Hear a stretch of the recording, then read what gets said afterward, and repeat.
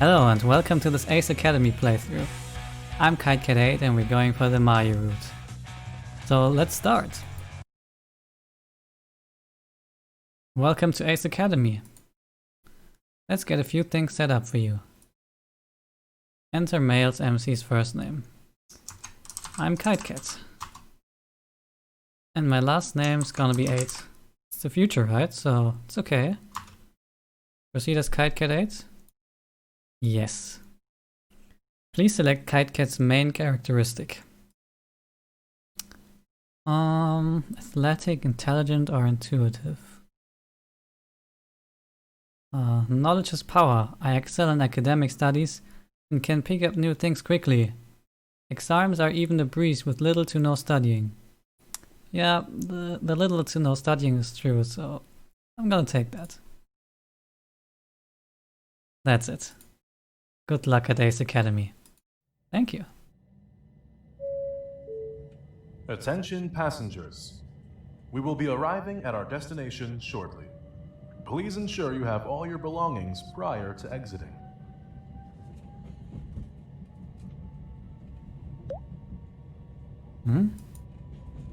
Something strikes my cheek.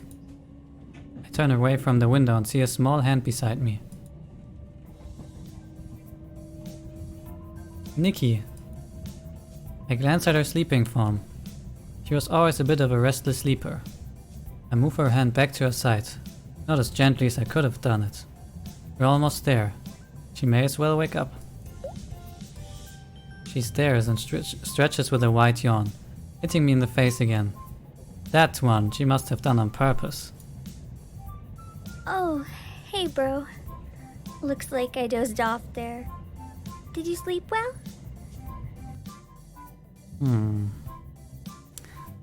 What's the sleep you speak of? I couldn't sleep. Why not? I'm pretty sure there was a bear sleeping near me.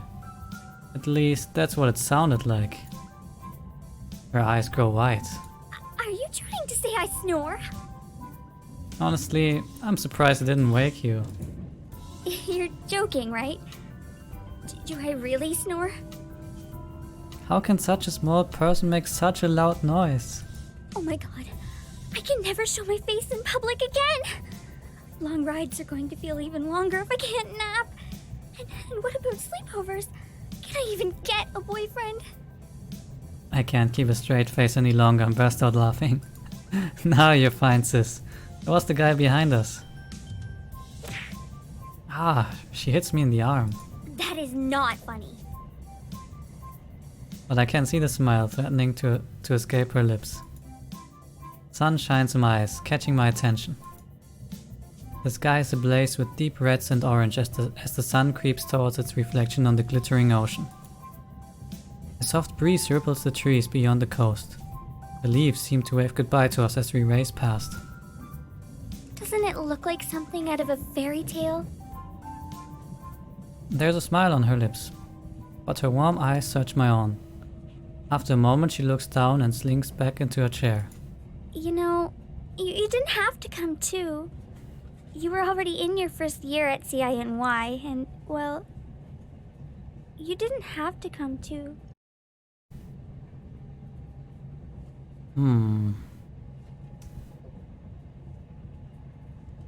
That's a relief. I'll just wait for this train to turn around, then I'll take the first flight back to the States. Her eyes go wide and she bites her lips, trying to keep the worry out of her face. I can't help but laugh. Starting over here. New life, there's no way I would let you do that alone. Relief floods her face as he smiles. But more importantly, I heard Japanese college girls are total babes. Nikki's smile stays, but she rolls her eyes. You're ridiculous.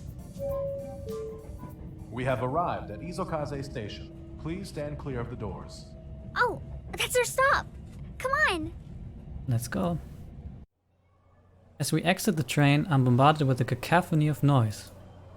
A businessman walks briskly past, talking sternly on his phone, while a nearby mother tries in vain to soothe her screaming child. A group of older women sneak quick glances at us and whisper amongst themselves. Every so often they burst into laughter. Hey, that's not nice. Nikki eagerly steps off the train and breathes in the cool air. That's more like it. She glances back at me and puts her hands on her hips. Hurry up, Slowpoke!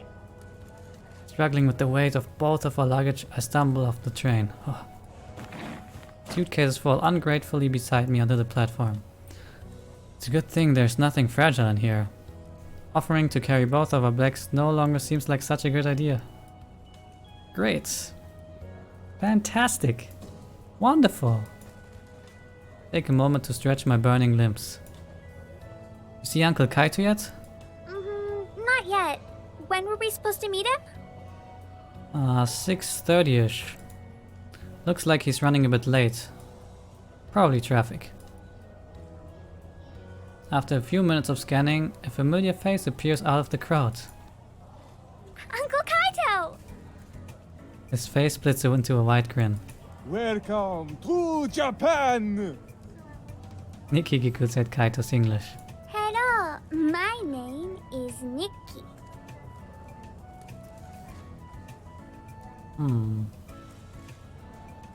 Why hello there. They both stare at me. What? You can't say that. That's offensive. You two were just doing the same thing.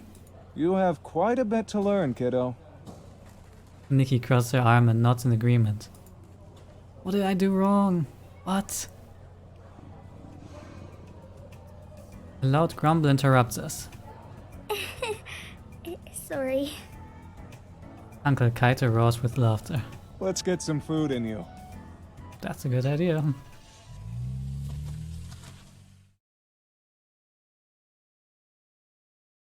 Welcome home.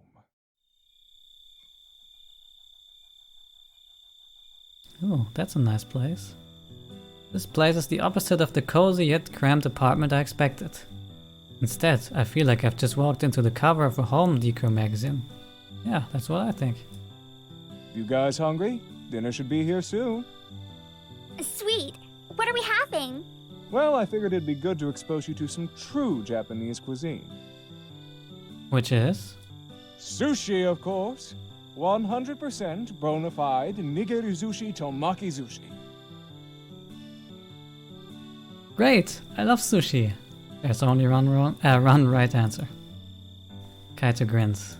Your American sushi can't even begin to compare to the authentic stuff. By the way, your things came in a few days ago. I put them in your rooms. Why don't you two go upstairs and start unpacking while I get dinner ready? Sounds good. Nikki nods and we head upstairs together.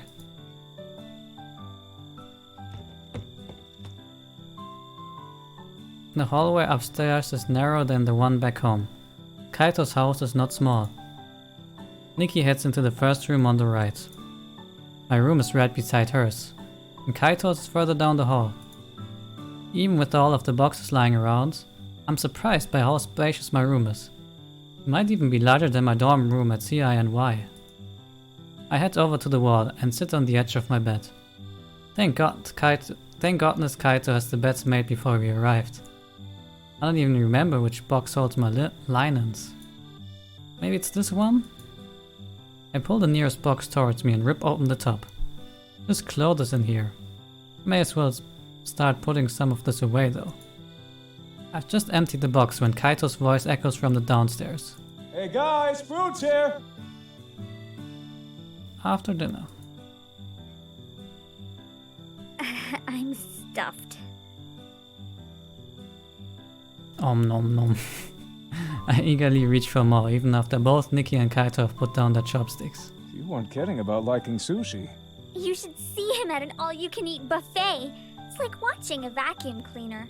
If vacuum cleaners could eat. So true. I finish the last piece and have a satisfied sigh. So, what's the verdict on authentic sushi? Not bad.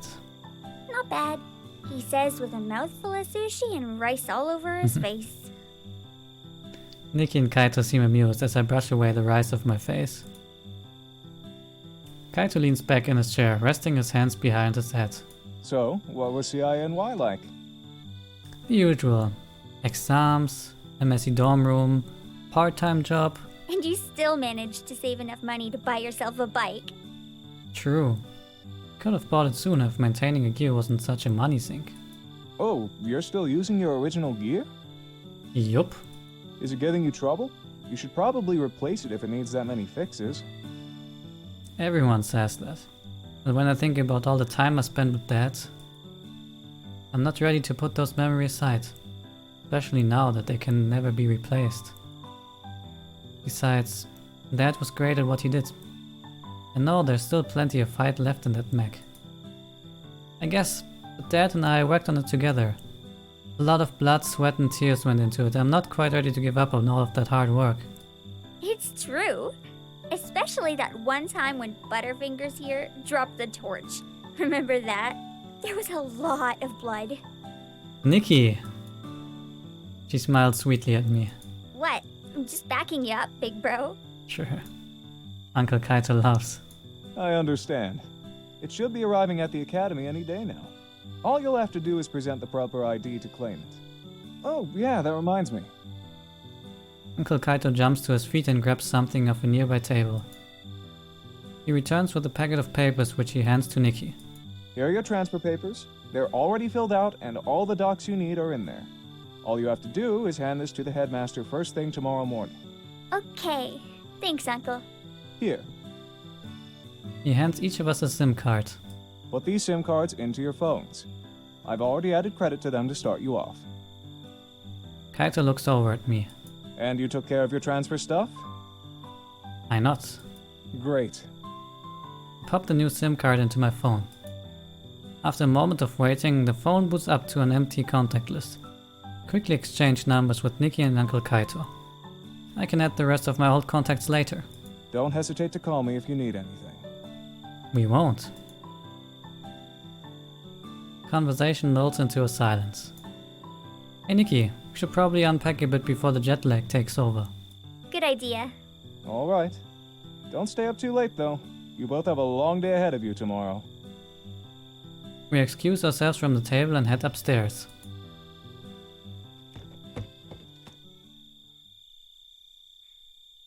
Alright, time to unpack.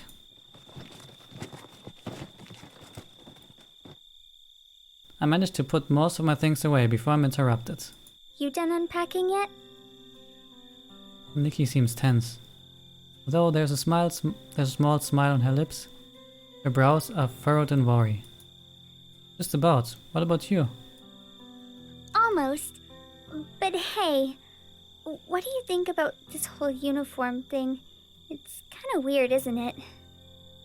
She shifts uncomfortably from one foot to the other. Oh, like one of my Japanese animes. Are you kidding? It'll be great. Just think of all those girls in short skirts. And those perfectly timed updrafts revealing cute, colorful panties. Ow! For such a small girl, she sure packs a punch. Nikki sighs. You're hopeless. Oh, I almost forgot. What kind of uniform do you have to wear anyway? I mean, mine's normal, but you're going to Ace Academy? I shrug. The dress code says something about distinguishing the students in the pilot program from the rest of the student body. The pilots wear teal markings to indicate the program.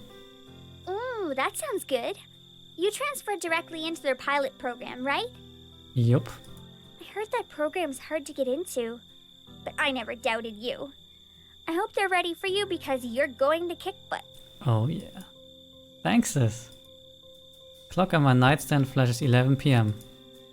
I think it's time to go to bed. What? Already? I gently herd her off my room. But it's not that late. Come on, you don't want to be falling asleep in class now, do you? She pouts, and I'm worried she'll continue to argue. But she just mumbles something incoherent and runs towards her room. Good night. Night. I return to my mess of boxes and try to organize them into something resembling a neat pile. As I reach for the last box, a picture frame falls to the ground with a loud clatter. My heart tightens in my chest as I snatch it up and inspect it for any fractures. Luckily, it's unharmed. I run my finger over our smiling faces. Me Nikki, Mom, Dad.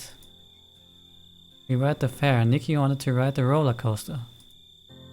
I remember Mom and I had just argued over something stupid before the picture was taken. You'd never be able to tell from this photo.